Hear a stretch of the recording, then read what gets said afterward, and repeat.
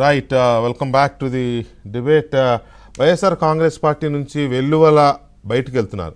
మామూలుగా ఈ వెల్లువల అనే పదం ఎప్పుడు వాడతామంటే పాజిటివ్ సెన్స్లో వెల్లువల తరలిస్తున్నారు, వెల్లువెత్తారు, ఇట్లా మాట్లాడతాం మనం. కానీ ఇక్కడ వెల్లువల వెళ్ళిపోతున్నారు.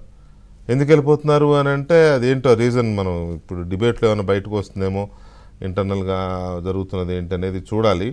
తర్వాత టికెట్లు అడిగేవాళ్ళు కూడా కనిపించట్లా. పోయేవాళ్ళు పోయారు. ఆ కాన్స్టిట్యున్సీలోనూ అక్కడ ఉన్నవాళ్ళు నేను చేస్తానని ముందుకొచ్చి చేస్తారా అంటే అది కనిపించట్లా.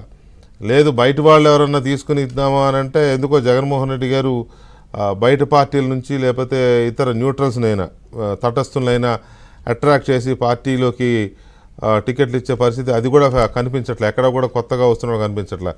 విజయవాడ కేసీ నాని గారు తప్ప ఇంకెవరూ కనిపించలే.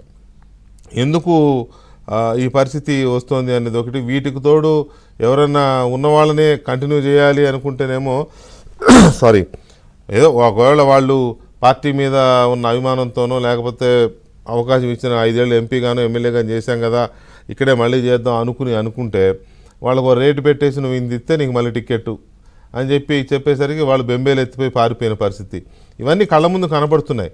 ఇవాళ ఒక పార్టీలో అధికారంలో ఉన్న పార్టీలో 151 మంది ఎమ్మెల్యేలు 22 మంది ఎంపీలు గెలిచిన పార్టీలోంచి ఆల్రెడీ 2 ఎంపీలు వెళ్ళిపోయారు. ఇంకా ఎలక్షన్ నోటిఫికేషన్ రాలేదు. 2 ఎంపీలు వెళ్ళిపోయారు, 10 మంది ఎమ్మెల్యేలు వెళ్ళిపోయారు, ఇంకా ఒక 20 మంది 30 మంది పేర్లు ఆల్రెడీ లిస్ట్ అయిపోయినాయి బయటికి. మొత్తం మీద ఇంకో 40 మంది 50 మంది బయటికి వెళ్ళిపోయే సిచ్యువేషన్ కనపడుతూ ఉంది. సో ఎందుకు ఇంత భయంకరమైన డిజాస్టర్స్గా వైసీపీ పరిస్థితి ఉంది అనేది మనం చర్చిద్దాం. చర్చలో మనతో తెలుగుదేశం పార్టీ జాతీయ అధికార ప్రతినిధి